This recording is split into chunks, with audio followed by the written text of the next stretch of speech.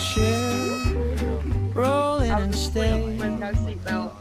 We got a couple honest things to say. Every story's got its sideways turns. Every scar a page where somebody learned. I do this all the time. I do this in public. And my Welcome friends are to like, "What are you doing, man?" Wheelchair Wednesday. Take the weight off, stay a while. We'll talk about the hard days. We'll laugh about the wild. Every week, every one has a story to tell today. Welcome to Wheelchair Wednesday. Hello, everybody, and welcome to another episode of Wheelchair Wednesday. Today, we have a special guest coming to us all the way from the great country of Mexico. But before we get to him, let's go ahead and roll the intro. Welcome to Wheelchair Wednesday.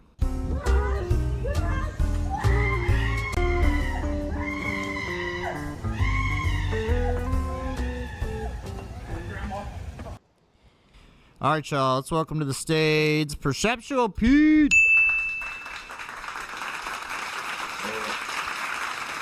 So first off, Pete, thanks for coming on. I got to ask you a question is, how did you get the name Perceptual Pete? Oh, well, more than anything, I always felt like on social media, just putting your real name seems like such a thing because it's not actually who we are. So when I didn't want to be doing that anymore, I come up with just like a name in that moment. So Perceptual Pete was the name I came up with. So perception is just like all of us are experiencing our reality through our perception. So in the work that I do, we talk about this a lot about, either we're finding joy or suffering through our perception. So I like. Yeah. Yeah, it's like a mindset. It's like the way you wake up in the morning, the way your perception is with the world and your injury will change the outcome of your entire day. Yes. I love this saying that says that pain is inevitable, but suffering is optional. Nice. I like that. Well, Pete, thanks for coming on the show. Appreciate it. While I get my stuff around, because I magically misplaced my questions, there they are. Why don't we go ahead and get the first one out of the way? The first question we have on the show is probably one you get all the time, is how did it happen? So this is a chance for you to introduce yourself and tell people how you got injured. Okay. Well, for me, since I was very young, I learned how to ski. I'm from Salt Lake City, Utah, so I got my first set of skis when I was 2 years old. And I mean, my whole life I was somewhat of a adrenaline junkie, so always chasing the thrill.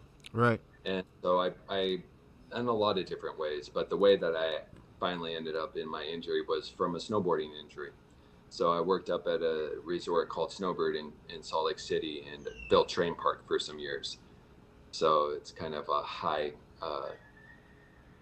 probability of ending up injured when you're doing those kind of tricks all day, every day. Oh, yeah. I can imagine. I was never into skiing or snowboarding because snow is cold. And I'm from Michigan, and we get enough of that. But it is fun. I've been down the hill a couple times on some stuff, and I can only imagine going down a big mountain, you know what I mean? Full speed. Yeah, no, it's beautiful. I mean, even as a wheelchair user, mono skiing that people do, I never really got into it, but we also have that available to us. Yeah, I seen the one video. I forget what it was called, like the Devil's Peak or something like that. This one guy, he was paralyzed. They had him on a mono ski, and he wanted to jump the gap. And everybody always jumped the gap, and they worked him up to it. They kept, finally until they got it. They tried a couple times, and they finally did it, and he hit it so perfectly. It was such a great YouTube video. I watched it on YouTube. I can't think of the name of it right now, but I'm sure if you type in mono ski jumps gap, you'll find it. Yeah.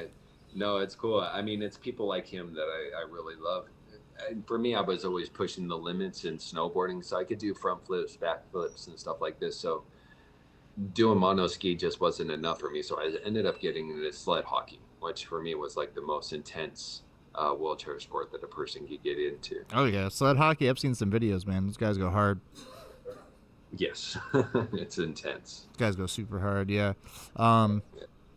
Yeah, man, I give everybody, like, dude, the rugby guys, they're out there doing the rugby now. The basketball guys, those guys go harder than real basketball players. Like, dude, some of these sports that the adaptive handicap sports are just mind blowing. They're almost so much funner to watch more than a regular sport, because it's like, how the heck are these guys out here just killing it like this? You know what I mean?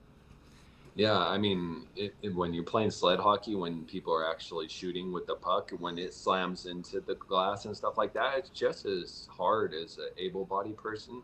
Right. As far as the sport, when I stopped playing, when I moved to Mexico, there was a guy on our team that he was a paraplegic, and he had got hit so hard in a game that he ended up becoming a quadriplegic. Oh my gosh. That's a scary. I wouldn't do it, man. I'd be like, nah, I'm good at being a para. I'll keep myself a para. After that, I kind of was moving to Mexico and getting out of like the team sports and stuff. But that was a really good indication to me at that point that extreme stuff, like, be careful, because it could, like, right. that break your spine once in life, I think, is enough for me. Oh, absolutely, absolutely. Brad, thank you for that. Appreciate it. So the next question I got for you is, now, how long ago was that? I'm sorry. 21 years ago. 21 years ago. It's been a while. With being down for that long, you got some pet peeves by now. What's your biggest pet peeve about being in the chair? Oh, well, I mean, living in Mexico, it's always going to be accessibility. Oh, yeah. I mean, more than anything, probably my biggest pet peeves are like the over pricing of like wheelchairs and medical equipment, like the way that they do this, thousands of dollars for everything that you need. Yeah. Yeah. That's crazy. Yeah, that's definitely like, you can tell it's almost like a monopoly that these companies got on certain products, because there's never, these products have patents that are like, can't copy, so then somebody else will come up with something more crazier that's different, but it's not the same.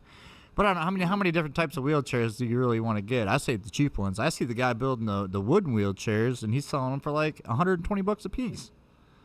Well, now that people are actually getting these bar benders and stuff, because there's some like people constructing wheelchairs like in their garage, kind of, and I mean, they're making money and selling them for like $1,000 or $2,000 right, like versus like 30,000. Yeah, 34,000. I mean, or even 12, 15. Well, I mean, mine is just a manual wheelchair, and I just paid like over $6,000 for it. But yeah, it's ridiculous. It's like a used car, right? What up, Ben? Good to see you. Thanks for the like. Yeah, and I think that's one thing that people are really starting to advocate for, is the affordability of accessibility. You know what I mean? Exactly. Like, I just came up with that. Somebody can take it. I don't care. But it's a real deal thing that, like, for me, I was in a like a rollover car accident. I had full coverage. So for me in the state of Michigan, I get a lot more benefits and perks than other people do. But I don't think it's fair. You know what I mean? Like, I almost feel guilty when I get new stuff, because I don't feel like I deserve it. I'm like, somebody else could use this. It doesn't have it. You know what I mean? But I don't know. I'd like to get involved in something, but doing this is kind of what I like to do, is open people's eyes up to what's really going on out there, what's happening. And then if there's anything we can do to, get involved, definitely do it if you see the opportunity.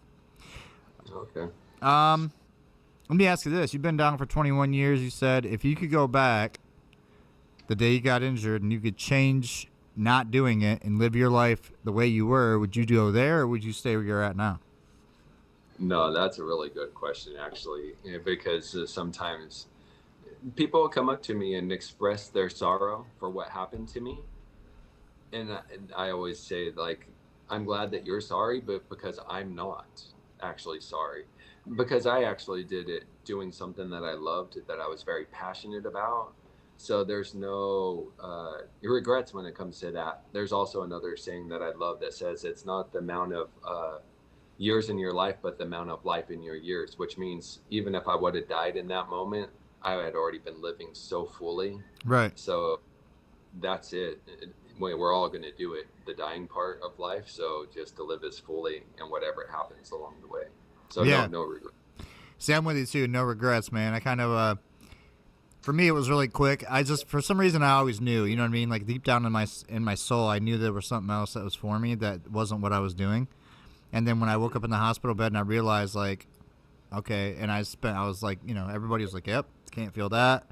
You're going to be paralyzed, blah, blah. And I was like, oh, this is my life. I was like, of course. Yep, sounds about right. So then I just quickly killed off my old self and got busy with the new self. You know what I mean? That's when Wheelchair Rick was born.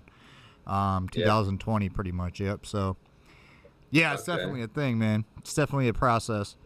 Well, it sounds like you kind of went into it like I did, far as like another question people ask me is like, was you depressed? And I was like, no, I was too busy learning how to move my new body. It was actually like exciting to see what I can do, you know? Yeah, I mean, I mean, I guess for everybody, maybe not everybody, but I know for a lot of people I've talked to, there's a moment of like mourning. So you're gonna mourn your old life, but that's pretty much just saying goodbye to the old you and then making room for the new you type deal. It's like shedding your old skin, maybe. But yeah, very interesting. What do you think is your biggest fear about being in a chair? Well, I don't know. I mean, now that I've been in my wheelchair for 21 years, like pain gets more intense, more, you know, yeah. It seems like for the first 15 years, I didn't experience anything. But in the last 5 or 6 years, the pain and the issues and stuff is kind of like compiled. So for me to end up in even more pain or not to be able to move correctly and stuff, that's probably the biggest one. I've been so independent through my experience that thinking of those things, not. See, now that's actually one of the questions that I have on my placard here is like any pain, what's your pain level like? So for you, from starting out until now, have you realized that your pain's gotten worse? Oh, yeah. Yeah, no, definitely, especially like in my legs, because I can feel my legs. So there's like this constant stinging that I've always had in my legs, neurological pain, but now it's turning into like pain in the muscles and tendons and stuff, right? Which is much more intense than the neurological pain, which was already like what I thought was the 10 until I learned about this new pain. Now it's like redefining the level of pain because it's unbearable sometimes. Yeah, because being an incomplete, still having that partial feeling, you know, I'm complete, so I don't know, but I can imagine what it would be like, and it's just from nerve pain that I feel. You know what I mean? Like every day, I couldn't imagine being more of that. And it's something to get used to, and it's hard to get used to something when it keeps getting worse. No, it's weird because I mean I can't actually feel my legs. Like if you hit my toes or something, you can't feel it, but I feel the stinging in them all the time. Like like you feel the inner stuff going on, like the innards of it maybe or something. The best way I can explain it is like if somebody falls asleep on their arm for many hours and you wake up, tingly. My legs are just always like that. Always. Dang. That's so crazy. It's weird. Like I can even move my legs a little bit, but people are like, "Oh, you're so lucky." I'm like, I don't know, because the amount of pain that I feel to be able to straighten out my legs a little bit, I can't walk or anything. I don't know. Sometimes I'm like, not such a benefit. Right. Not a very good trade-off. Yeah, that's another thing I've talked about too with people on here is like, you know, people that heal, people that start to get better. Because first, if you're a complete, first you have to start feeling again, which then would transfer you to an incomplete. Being an incomplete, you're going to experience all kinds of different pains and sensations with all your nerve endings coming back together. And then there's the whole business of having to try to learn how to walk again, which takes a lot of time, a lot of effort, and I'm sure a lot of pain. You know what I mean? Like, yeah. I don't know. At this point, it's just like I got used to it. I threw in the towel a long time ago, and I'm like, I'm in the chair for life. That's fine. You know, for me, that was really important in my journey to understand and make realizations for myself, because when I was doing physical therapy, we were pushing hard for that, like 2 times a week, hours and all this stuff like this. But after 2 or 3 years, you hit this point that you know your limitations or your capabilities. It's like nothing is happening besides this point. But for me, I always felt like, you know, like medications and stuff, anything that points to like you'll just be doing this forever, I always stay clear from. So when there was no indication of like, why are we doing this, I just knew that it was time to stop. So transitioned into wheelchair sports, because I was like, this is actually like for a reason. Like I can't walk, and I'm not going to continue to pretend like I can walk for you guys. Right. Yeah. No, absolutely. Yeah, and it's that's one thing too that I've learned throughout the years is when you're doing something, you know, I talked about looking for vindication for things that you accomplished. Well, really, you're looking in the wrong direction most of the time, because it's all about you. You have to accept yourself. You have to be happy with what you're doing, and you have to set goals and then try to accomplish them. Otherwise, if you're trying to make somebody else happy, you'll never get there. It's so important for disabled people to hear that, because the power of authority and how we give that out, and like how, you know, everybody has something else in mind for you, and a lot of times we give up that because we believe people know better for us, Right. and we have to come back into that knowing that we know what's best for us, not you. Mm-hmm. You know? Mm-hmm. And another thing that I've learned is that spinal cord injuries as a whole across the board are still so new to the medical world that a lot of us are just being guinea pigged on to see what works and what don't, and it's ridiculous. Like, Yeah. you know what I mean? Definitely. Like, can I see some studies on this before we do this or whatever? And I get now people are like, there's compassionate doctors and stuff like that, and I understand that the only way by doing this, you know, is to try it out. But like, I don't know, man. It's I would never sign up for one of those like trials to do this, or let's put this chip in your back and see if this works, or, you know, like, nah, I'm good. You know, God put me here for a reason is what I believe. So I'm like, I'm just gonna stay here and hang out. But I mean, in my eyes, the biggest where they started to do this when I was going through it, because I've been here for 15 years now, but when I was in the United States, this guinea pig thing that you're talking about, I mean, the amount of medications in the reason why you take them, like one of the weirdest things that happened to me is this doctor told me, I'm going to give you this because it will help you with a neurological pain in your legs. Like, it might help. Right. Like, No the guarantees. side effect of this medication is that it could help with your neurological pain. But guess what that medication was? What's that? It was an antidepressant. Oh, of course. Had nothing to do So with I pain. was like, nothing to do with pain, and it was going to mess with my brain chemistry in the hopes that it might. And I was like, well, because they probably get kickbacks from selling Oh, those. absolutely. Absolute big pharma. Yeah, big pharma. So at that point, I started to realize, even within the medications and the doctors, everything, to start paying more attention and going home and doing my studies and making sure Right. before you just like believe something so blindly and with so much like trust, because that vanished pretty quick for me. The trust of Oh, yeah. authority. Oh, yeah, absolutely. I don't even like going in doctor's office anymore because you are not supposed to bring a firearm. I bring my firearm everywhere I go. So I'm like, I give it to my old lady, and I'm like, she waits in the van, and I tell her, I'm like, if they try to hold me against my will, I will call you. You just got to come in there and say, listen, let them go. No, I'm just joking. But no, that's the way it is when it's like you don't know if you can trust your doctors anymore because of what they're getting on the backside trying to give you some kind of pill that you don't even know about. But like you said, you got to do your own. You got to do your own research at this point in the game. You know, it's just to the point where we could talk about this all day long, and we could talk about stuff that probably won't help me on the internet anymore. But you get what I'm saying. But like, yeah, always advocate for yourself. Check out what you're doing. You know, if they're telling you, well, hey, let's try this out, definitely look it up, research it. Don't just take their word for it. What's my other question here? Dating/married. How's that going for you? Oh, well, I mean, it's good. I never really seen myself as I just put myself out there always. Oh yeah. I feel like the just- wheelchair gives you more confidence, if anything. Yeah, I mean, yeah, it's never been it. I was married once and I got a divorce, so that was interesting. But far as like putting myself out there, or you know, getting like feedback, or no, I just don't see myself as anything. But you, know, yeah. Yeah, I mean, and I'm happy with who I am. Pete always had game. He could just roll up and spit it and be like, "Hey, what's going on? I'm Pete. Can I buy you a drink?" Yeah, basically. Nice.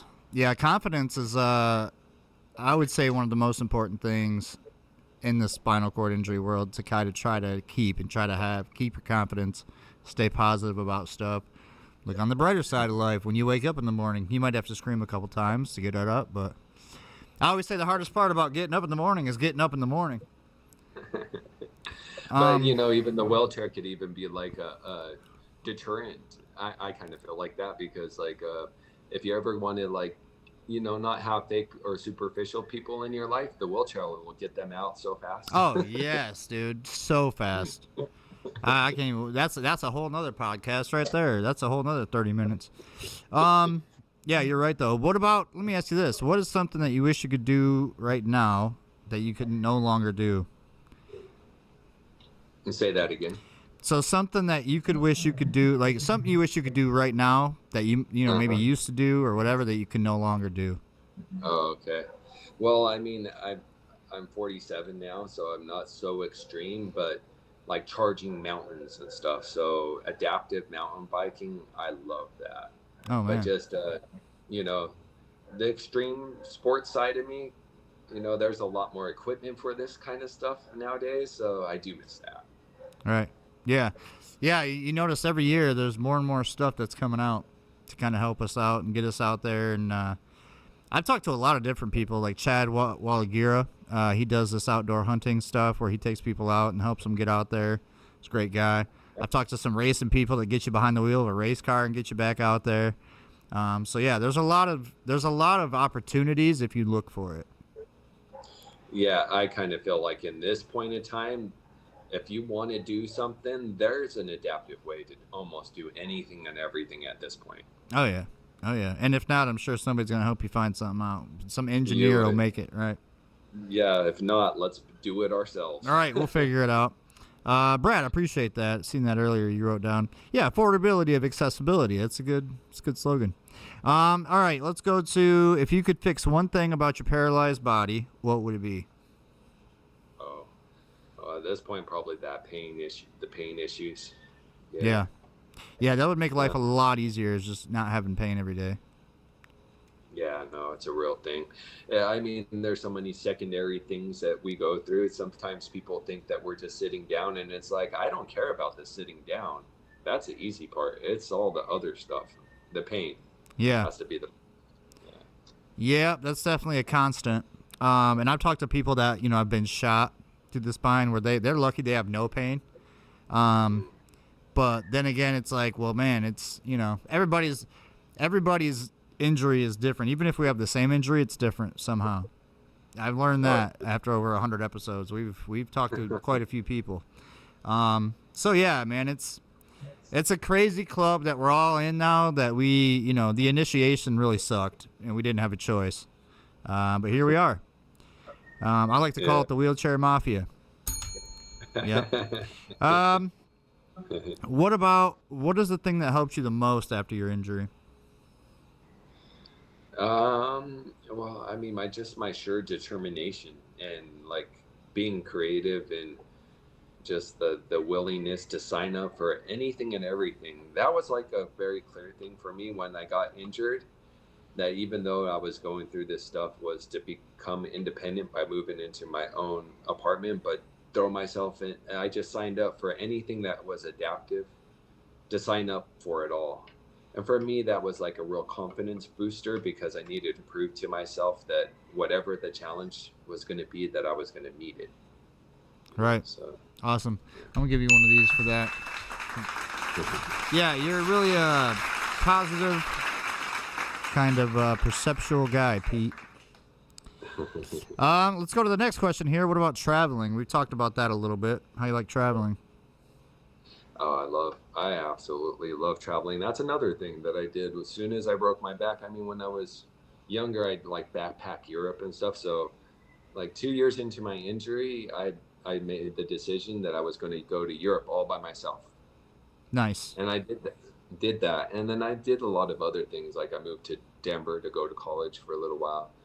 But I'm definitely like, if there's a plane ticket anywhere in the world, if you tell me, let's go today, I'm there. Let's go. Dude, did you just say 2 years after your injury, you went by yourself to Europe?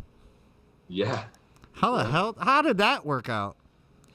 I mean, I could have probably started off small, but I kind of just like cannonballed into the pool. You're like, whatever, I'm going. I can do it. I'm going. I had already done it, and by that point, I was already playing a lot of wheelchair sports that were really intense, so I knew my capabilities. Right, right. And then there's also this real, like, you know, when I get there, no matter what's going on, I'm not just going to fall down and die. Well, there will be a way. We'll find a way, or, you know. Right, right. And I feel like people, too, are starting to be more, like, not really, like, I guess accepting is not really the word, but more, like, aware, more kind of at ease around people like us. You know what I mean? Because back in the day, it's don't look, don't ask questions. That's rude. Don't talk to them. But nowadays, more people are like, hey, man, you need help? Hey, can I do that? Hey, you want me to help you with that? And now, granted, we don't all need help, but, like, it's okay to ask. You know what I mean? No, it's nice. I mean, here in Mexico, the people really step in because we don't have a lot of accessibility here. So as a culture, they realize when they see you at a set of stairs, they know that you can't. And they really do step in and start to offer. It's very common here in Mexico for people to help. I mean, I think in most places. Right. Yeah, absolutely. Now, here's a question. What made you move to Mexico? Well, you know, the whole thing about doctors and stuff. So, you know, another thing that kind of upset me about becoming paraplegic is just the over prescribing of medications. So at some point I got addicted to opiates for the pain relief, mostly to be able to sleep really good. But then also was going to college and got straight A's. So it was never like a bad thing for me, but then also it creates a dependency. Oh, yeah. So when I didn't want to be doing that anymore, I started to look into what I can do for myself. And in the United States, the doctors were just like, you know, Suboxone and stuff like that, which is basically like trade out one addiction for another addiction. And that's not a solution. So at the time too, I was also like using cannabis because the opiates mess up your appetite so much and everything that it was helping me. So the doctors at that point there was somebody in a wheelchair that told me, when you go into the doctor, they're going to drug test you. And I was like, oh, I wonder what he did. I was like, maybe he went into his doctor's appointment like drunk or something and they drug tested him. And they were like, this guy, right. But when I went, they were like, we're going to do it to everybody. And then they were like, if you smoke cannabis, that's dangerous. But at the same time, and these were the same people that were prescribing me like Oxycontin and stuff. And then they're going to tell me, right, but that's okay. Dangerous. Right. Exactly. And I mean, in my eyes, I knew that I was being prescribed enough Oxycontin to like kill an elephant. And you guys are going to talk to me about safety, about using cannabis. Right. So in that moment, like they drug tested me and I had got the cannabis out of my system to be able to do that. And it just messed me up so bad that then I went back and they were going to drug test me again. And that's when I started being like, I just don't want to be on the opiates anymore. So talking about Mexico, I started to look into treatments, and there's this amazing psychedelic from Africa called ibogaine. And so this psychedelic helps people free themselves from certain addictions, mainly opiates. So when I learned about that in my own relationship to psychedelics, I came out to Mexico to have that experience. And that experience just absolutely changed my life. So, I mean, in the world of people that are suffering through addiction, you can actually go through a really rapid detox, which allows you just to get back into your life without having to go through cravings and withdrawals and all this like dangerous part about when you're doing that. Right. So that's what I came here to Mexico for. And when I did that, and by my experience in the States, when I went back, it was just such a turn off by the way I was being maneuvered through the medical system, that in that point, when you're that turned off, when you learn that much, I felt like so much disrespect pointed at me that it felt appropriate just not to be a part of it anymore. So then I moved to Mexico. There you go. Now I hear chickens in the background. Do you live on a farm, perhaps? It's funny, a lot of people bring that up. No, here in Mexico, in our neighborhoods, there's chickens everywhere. It's a very different than the States. That's crazy. My roads are dirt and everything. Nice. It's beautiful. Yeah. Simple. Yeah, sometimes a simple life is better. let's do this one. What about hobbies? What do you do for your hobbies? What do you do for fun now? Well, I'm a sacred geometry artist, and I like kayaking. So my life has took a slight different direction from those extreme sports. Now I just kayak in the ocean by myself. Nice. So May 5th is actually the date of my injury. So every May 5th, I kayak further than I've ever been in the ocean. Wow. So I'm getting ready to do that here May 5th. So that's one of my favorite things. And then just like traveling and being in nature and going to wellness activities, retreats, and doing sound healing and stuff like this. Nice. Yeah, sound healing sounds really good. I read about that. Well, watched the video and I've seen some articles. Now, you did mention something right now that kind of puts a, I don't know, it's scary to think about. Doing a kayak by yourself in the middle of the ocean. How far do you go out? Like out from shore? It's funny because I have felt that before as well, but I'm very like capable in the kayaks. I could crawl back on if it falls over. Right. I've tested that myself, but I go out far. I mean, I've actually like tried to go out to the wells because sometimes we have wells. Oh, heck so no. I'll kayak like an hour and a half away from the ocean where you can't even see the beach anymore. From the shore. Yeah.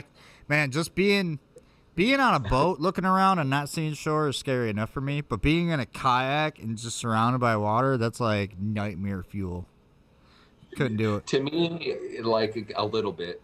I get a little bit like that when you get into the black part. To of think the about ocean what's where underneath you, yeah, like how much life is underneath you and how many big things are underneath you that could just crazy. you know, I get that fear, but even like chasing the wells, I'm like, I could die doing this. But then I reconnect to that thing Yeah. that I told you. Yep. It's not about the years in your life, but I'm like, if I was to die by a well, what a beautiful way to go. That would be okay. Perceptual Pete died doing what he loves best. Yep. Yeah, man, that's kind of fun. It's fun because I used to do little small kayaking, but it's also scary, like thrilling. What about your diet? What do you do for fitness diet? For my diet, Yeah.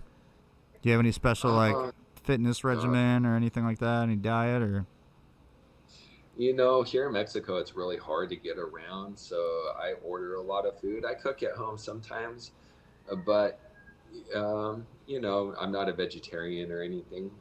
I do like physical therapy, and I got a bunch of equipment and stuff that I use for my own stretching and stuff like that. But for far as like diet, more than anything, I don't interact with like artificial stuff. So no sugar. I don't eat candy or drink soda or anything like that. I stay away from stimulants. Mm-hmm. I typically am trying to eat like organic stuff, you know, a little less MGO. Yeah, products. that's one thing I think that it's a big problem, especially in the States here, is like all the colored, crazy, cotton-coated, sugary, busted-up candy drinks, flavored sodas. I don't know. I myself try to stay away from it, but I do have treats every now and then. You know what I mean? When I have a drink or whatever, I'll have something to mix it with, which is typically a soda or a pop. So it's like, I don't know. I don't go buy the stuff and drink it, but I still consume it. So it's like, what do you do to get away from it? You know what I mean? It's more like breaking that chain, trying to get away from it than anything. Yeah, but it's a really interesting topic too, because like when I broke my back and they were giving me assistance, they were giving me like Those are good. okay. Sorry. Yeah, they were giving me like $100 worth of food stamps a month. And for me, I was like, well, when you split that up, that's like 3 packets of top ramen a day. And it's like, well, you can't really like heal off that. In my own understanding, it's really unfortunate, but people that don't make enough and stuff, like you are kind of forced into buying packaged goods because organic food and stuff is expensive. So a lot of us that are like on limited income, our diets are not the best because we don't have the money to be able to afford that. Right. Yeah, and it's like if you had a Walmart and then right next to it had a Health Mart with healthy food, even if it was more expensive, that would be amazing. But guess what? There's not a place that exists like that, not where I live at. Some people say Whole Foods, but even there, it's, you know what I mean? Well, Who then knows? very expensive though too. Right. Yep. when you're talking Absolutely. about that. Let's see. One last question that I got for you is, well, this is second to last. What type of chair do you use?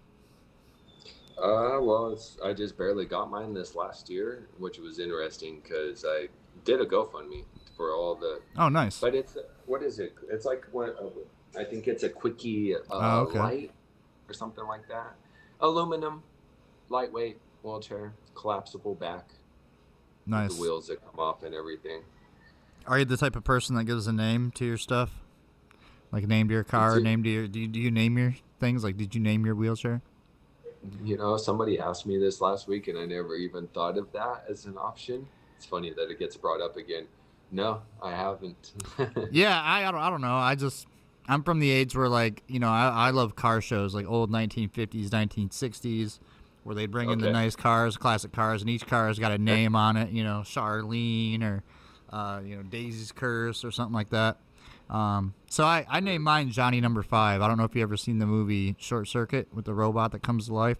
Yeah. Yeah, that's kind of what I named mine, my Promobile. I got a power chair, so I was like, it's perfect. It Okay. fits good. Yep. But, That's yeah, cool. so That's awesome. my last question for you, Pete, is going to be, what would be your best piece of advice for somebody who's newly injured right now, watching your video, trying to get some advice on what to do? You know what I mean? Well, I mean, like I was saying, is become your own authority. I mean, never be led into the position of like you're agreeing to somebody else's story about you, because this is a disabled person. I think a lot of what people are saying is like you deserve to be maintained or like a very low level of existence. There's not a lot of talk of like being very successful or helping or making sure that we can, or Right. it almost like sometimes like we're being set up a little bit not to be able to. So I mean, for me, it's very important to find like holistic ways of going about your healing, because I think when we break your spine or you end up in a wheelchair, you're healing on every level. I mean, you're talking about emotionally, mentally, physically, sexually. There's a lot of healing that needs to be done. So in my eyes, in the circles that I found myself, the holistic approaches have always served me so much more. I mean, like, for example, like antidepressants, like a lot of people might not even consider like sitting with a psychedelic. Then also like the medical concerns that arise. So it's also that like being able to make sure that you're being safe with yourself and being a service to yourself by making decisions for yourself. Absolutely. Sounds great, man. Well said. Well said, Pete. All right. Well, I appreciate you coming along, Pete. Why don't you go ahead and stick with us? Everybody else, if you want to follow Pete, we're going to go ahead and put all his information down below. Otherwise, where can they find you at, Pete? Well, I have Flor de la Vida, which is Flower Life Retreat. You can find me on all the social media like that. Mobile Minds, which is also another platform that provides these kind of services for disabled people. And then also Perceptual Pete. You can find me like that. Nice. Sweet. All right, man. Well, I'll tell you what, Pete, stay with me. We're going to let everybody else go. Me and you will talk here in a second. Everybody else, thanks for watching. Thanks for tuning in. All my audio listeners all across the world, thank you guys for keeping us going. And then we'll be back on next week for Wheelchair Wednesday. See you. Thank you, guys.